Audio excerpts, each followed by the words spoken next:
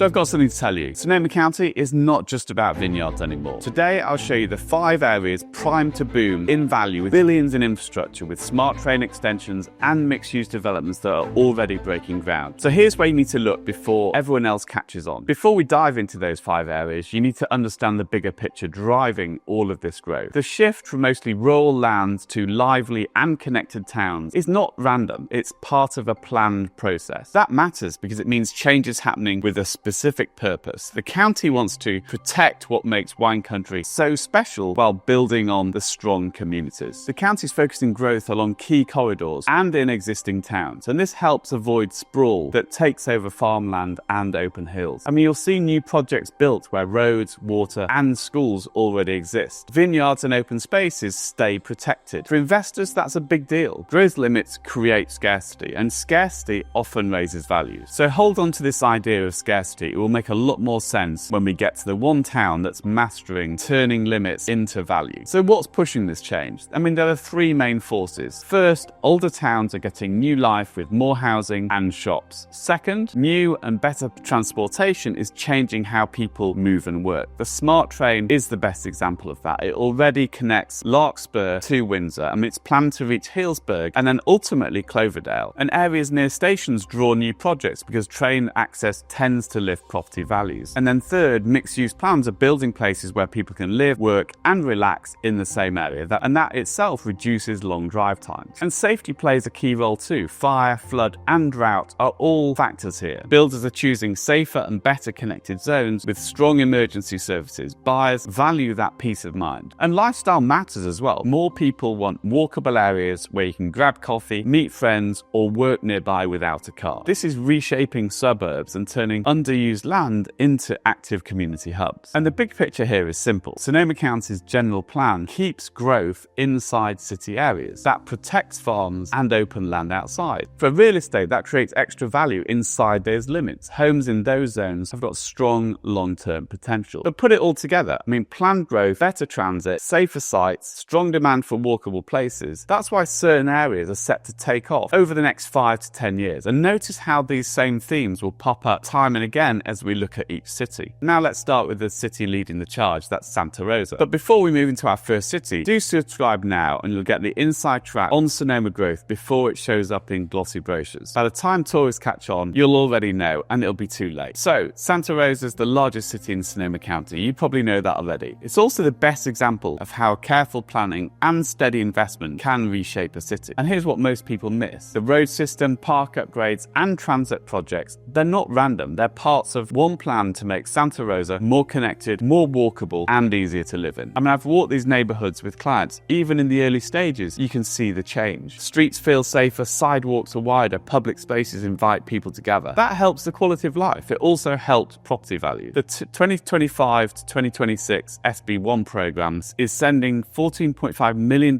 into Santa Rosa streets. This is not only about filling potholes. The goal here is to build complete streets. That means roads that work for drivers, cyclists, and people on foot. And the city is upgrading 33 miles of local roads. It's also improving close to 9 acres of parks. One project stands out, a 14-foot bike and pedestrian bridge that will cross the 101 near Santa Rosa Junior High. For years, the highway has been split. The bridge will reconnect them. It makes cross-town trips easier and also lifts the appeal of nearby homes. I mean, it might not seem obvious yet, but this same theme of connection will come back in another place where rail, not roads, drives the story. The work doesn't stop there, though. These upgrades are drawing private money. Builders are buying older lots and underused sites near Highway 101. They're betting that values will rise as the city builds more of this network. Downtown is changing too. The station area plan around the smart train station supports mixed-use projects, more housing, and fewer parking rules. That makes building faster and cheaper. And Railroad Square shows the result. It's kept its brick charm. It now adds new apartments, shops, and places to eat. The feel is definitely very fresh. Another drive is the Renewal Enterprise District. The city and county formed it to speed up housing in the right spots. That means near transit, near jobs, and near services. Faster approvals and better financing help more projects get done. And the downtown housing plan helps as well. It turns older offices into homes. Together they create one of the strongest pipelines in the county. And Santa Rosa's planning for climate too. The urban forest plan adds trees for shade as well as comfort. And green streets use permeable pavement and bioswales to handle stormwater. water. This makes streets nicer and also reduces the risk of flooding. So buyers and investors should definitely watch these three areas. First, the smart train station neighbourhoods. That includes Railroad Square and also the West End. Second, the Mendocino Avenue link between downtown and the college. And then third, Roseland in the southwest. Since annexation in 2017, it's gained new roads, new parks, and the new Roseland Village Centre. That site will anchor the community for sure. And all signs point to the same thing. Santa Rosa is becoming a true urban hub. If you want to live, invest, and build wealth here, the next decade offers some strong chances. But Santa Rosa is only the start, because the next city has been chosen as one of the Bay Area's official growth hubs. And that's Petaluma. So Petaluma's not growing by chance. Regional leaders picked it as a main growth hub in the Planned Bay Area 2050. So the city's future is tied to the whole region. What makes Petaluma stand out is how growth adds to its charm instead of taking away. From 2015 to 2050, Petaluma is set to take on 2% of new Bay Area homes and jobs. And that's a big share for a city of this size. I mean, growth is focused in two specific areas. First, in the west side near the historic downtown, the old Victorian streets are now getting new homes, new shops. The character stays, the energy rises. Second is the area near the Sonoma State University campus in northeast Petaluma. Here, you'll see apartments and townhomes. These appeal to students, faculty, and young professionals who want to live near school and work. And city leaders are keeping a balance. They're tuning zoning and transit so that homes and jobs grow together. That helps Petaluma keep its small town feel while it adds more people and firms. And this careful balance may remind you of another town we'll see later, except there, preserving charm is more than the goal, it's the brand. Location helps too. Petaluma is the southernmost city in Sonoma County. It sits about 32 miles north of San Francisco. It offers a very different lifestyle with access to the Bay Area. I mean, Petaluma doesn't feel like wine country, it's more like ranch country. But it's a very different feel than living in Marin and definitely from San Francisco. The smart train makes this stronger as well. The downtown station, the Depot District, lets people reach Marin and connect with San Francisco without a car. The job base is solid too. Food and drink firms like Lagunitas Brewing, Clover Sonoma, Amy's Kitchen are all here. These employees bring steady jobs. That supports the local housing, local stores, and local services. And then the Riverfront District shows the change on the ground. Old industrial land along the river now holds offices, homes, as well as shops. And the central Petaluma plan guides this growth. It calls for walkable blocks, mixed uses, and designs that fit the city's overall look and feel. Other areas matter too. The Corona Road area near a proposed second smart train station is planned for transit-friendly homes and local shops. Early buyers here could benefit when the station opens. On the east side, the Sonoma Mountain Village is turning a former business park into a green and walkable neighborhood with housing, stores, and offices. For buyers and investors, several hotspots stand out. Downtown near the smart train station's history, it's got character and easy travel access. That often brings higher values. The Theatre District and Kentucky Street are gaining steam as new places open up. Looking ahead, Petaluma is more than a charming town. It's a key piece of the Bay Area's future. Careful planning, a strong location, and a varied job base give it a clear path to growth and to hold value. And here's where it gets interesting, because while Petaluma is playing its role as a regional hub, our next area is reinventing itself from the inside out. And that town is Windsor. So Windsor's changed a lot over the last 20 years. It used to be a place to pass through. Now it's a true destination with a strong heart. The reasons are simple: careful planning and better transportation. The centre of this change is Town Green Village. It covers 14 acres, shops sit on the ground floor, homes sit above them. In the middle is the 4-acre Town Green. It's a park and plaza where the whole town gathers. Concerts, farmers markets, and holiday events keep this space active all year round. The Sierra Club named it as a top smart growth project in the state. And the smart train station opened in May of this year. And a new path for walking and biking opened at the same time. And Windsor now linked by rail to Santa Rosa and then down to Larkspur. I mean, that helps commuters and visitors. Planned rail to Healdsburg and then ultimately Cloverdale could add even more value along this corridor. Homes and shops near stations will often see higher values. Notice how this story of a central hub feels different than the big city rebuild early, yet both rely on the same playbook. This story started in the late 1990s. Leaders planned the town green as the focus of a new downtown. They used walkable blocks, mixed spaces, and public spaces. I mean, that early vision is now paying off. The station area and the downtown plan still guides growth. It calls for more housing, active ground floor shops, and people-friendly streets. And you can see the results. New apartments near the station are filling up. The Civic Centre at the East End gives the town a clear anchor. And then the Windsor Regional Library adds another hub for the community. And healthcare also shapes the town's future. Near Kaiser on Shiloh Road, a wellness district is forming. Medical services draw workers and retirees who value close care. As the population ages, this location grows in value. And Windsor also invested in water and wastewater systems. These upgrades are not flashy. They're critical though. Without them, new growth can't happen. I mean, several areas offer new chances. Old downtown along Windsor River Road has got older lots ready for fresh uses. Flexible rules allow creative projects. The Shiloh Road corridor near 101 is a proven retail hub. Nearby sites could hold higher density homes. For buyers and investors, the sweet spot is within a half-mile of the town green and the smart station. Neighbourhoods like Windsor Creek, Vintage Green offer easy walks to both, and that sets them up well for the future. And Windsor shows how a small town can grow without losing its heart. It blends smart plans, transit access, and strong community spirit. I mean, that mix will shape the next decade for sure. And this leads us to a place where the shift is even more dramatic, turning quiet suburbs into something entirely new. And that place is Rohnert Park. I mean, Rohnert Park may be seeing the biggest shift in the county. The former State Farm campus is now Station Avenue. It's a live work-play area that stays busy most of the day. I mean, the project began in 2020 and covers 30 acres. It includes 300 apartments and 145 townhomes for sale. It's got a boutique hotel with 150 rooms. I mean, it adds 250,000 square feet of shops, places to eat, and creative office space alike. It sits next to Rohnert Park Smart Station. I mean, this kind of plan is called transit-orientated development. It turns a quiet suburb into a lively and connected centre. And you can feel the change. Streets near the station are easier to walk. New shops keep opening. Demand for homes is rising. I mean, I've bought clients who knew the old Rohnert Park. They're surprised by the new energy. And keep this shift in mind, because a smaller, high-end market up north solves the same problem in a very different way. So more on that in a minute. The impact goes beyond Station Avenue though. Nearby sites now draw interest for retail, light makers, and even biotech offices. Down the road in Cotati, old parking lots are turning into mixed-use projects. Together, these towns are moving from car-heavy suburbs to places where you can live, work, and spend free time without the long drives. I mean, it helps to know the city's roots. I mean, it was built in 1950s and the 60s, and Rohnert Park was one of the first planned cities in the state. It had neighbourhood sections from A to H, and each had a park, each had a school, and a small shop. It worked for a time, but led to a spread-out car-first city. Today, that pattern's changing. New plans add high density and walkable design around the transit, and the priority development area covers 300 acres near the station. It allows taller housing and less parking and mixed uses. That makes it easier to build a real centre. And Station Avenue is the first big step. More nearby sites are set for the same kind of change. And the University District in the northeast is another driver. It spans more than 300 acres and will add about 1,650 homes. It includes parks, trails, and local shops. And Sonoma State University sits next door. The school adds steady demand for housing. It also brings events and jobs that support the entire local economy. So several neighbourhoods stand out. Sections G and H in central Rohnert Park sit close to the station. They've got strong street grids and mature trees. As older homes get updated, values are moving up. Cotati is smaller but active. The historic hexagonal plaza is getting better streetscapes, public art, and events, and that draws private money to nearby lots. The Cotati Smart Train Station is a clear target. Plans there support more homes and local shops with an easy walk of transit. For buyers and investors, the best spots sit near smart stations and new mixed-use hubs. These places offer easy travel, walkability, and daily needs close by. That mix tends to support long-term value. All of this makes Rohnert Park and Cotati a case study for change. They're moving from low-density bedroom towns to lively connected centres. And that's why, for investors who are looking for rental properties, we'll often end up recommending places in Rohnert Park because you do get some really good yields. The purchase prices are a little bit lower, but also you get strong and reliable income. But before you think about this is all about scale and density, let me show you the exact opposite. And that's Healdsburg, where the secret is keeping growth contained. So one area in Healdsburg is the south entry, which is where the Mill District development's being built. And this area shows how a town can grow without losing what makes it special. And the city's actually focusing on two major gateways, one in the north and then one in the south. Both follow careful long-term plans. The south gateway is the Mill District. It's a 10-acre site, used to be a lumber mill. It's now becoming a luxury high-end neighbourhood with mixed use. You've got condos, retail, courtyards, and a little park. It sits 2 blocks from the plaza. And a key feature is the mix of homes. It blends high-end luxury condos with affordable homes. I mean, that helps the town stay open to a range of people. And the plan keeps the walkable feel so that it draws many visitors and buyers. And then the other gateway will turn an 88-acre former gravel mine into a new district. The plan calls for a hotel, townhomes, and a park along the Russian River. I mean, the city must finish its environmental review and adopt the full plan before building starts. I mean, the goal is clear. Connect the town to the river, add homes and amenities, protect the small town charm. I mean, think back to those earlier points about scarcity and limits. This is where it matters most. Road and utility work is moving ahead within these sites. Healdsburg Avenue is getting upgrades to tie neighborhoods together. High-end projects like Montage and nearby custom homes are lifting the profile of the north side of town. And Healdsburg approach is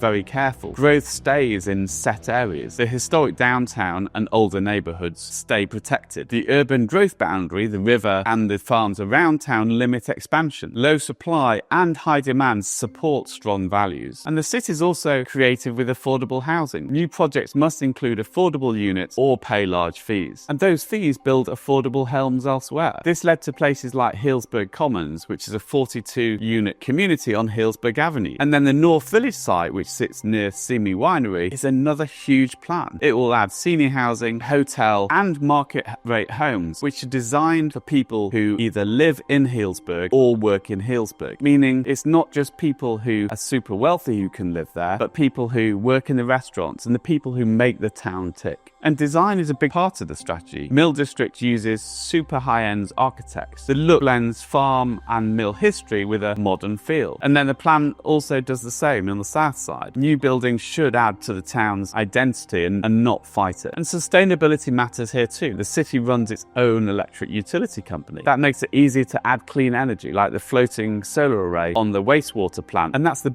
second biggest solar array that's floating in the whole of North America. And then water saving rules and drought-smart landscaping are also part of these new projects. And these steps make the town greener and tougher in dry years. For buyers and investors, the rules are simple. Demand is strong, land is limited, planning is careful. Homes near the plaza almost always bring top prices. Walkability, charm, and access to dining, shopping, and wine tasting create a rare premium mix. Healdsburg is growing on its own terms. That blend of charm, planning, and scarcity is why it will stay one of the top most valuable markets in Sonoma County and in the entirety of wine country. And with that, we've come full circle. So let's wrap this up and talk more about what it means for you. So there you have it. By focusing growth in these 5 hubs, Sonoma County is moving from mostly rural land to a network of lively and connected towns. And these areas, they're not random. They have approved plans, public dollars, and clear rules. That makes growth steady and predictable. And what makes Sonoma different is how it handles this growth. Instead of endless sprawl, buildings stay inside city areas and along transit lines. That protects the vineyards and the open spaces. It also creates strong housing markets. For real estate, that adds a layer of scarcity and value inside the growth limits. For home buyers, this is good news. These hubs are more connected and more walkable each year. They offer the amenities people want. If you want city energy in Santa Rosa, small town charm in Healdsburg, or a middle ground in Windsor or Petaluma, you can find it here. The upside is real. For investors, the field is wide. Single family rentals, small apartments, mixed use and retail. Each hub has sites that can benefit from these trends. The key is to know which blocks have the best mix of transit, walkability, and daily needs. And that's what keeps demand strong. Right now, Sonoma County is at a fork in the road. Some people will watch from the sidelines, waiting for the headlines to tell them what already happened. Others will see the signals, take action, and set themselves up for the next 10 years of growth. If you're ready to be in that second group, then please do reach out to me at david@BruingtonHargreaves.com. Whether you're buying your first home here or selling a property to capture today's demand, I'll help you move with confidence and clarity in a market that's rewarding timing. And make sure you subscribe, because in the next video, I'll uncover a side of Healdsburg that even long-time locals don't talk about. Thanks for watching. Until the next video, go well.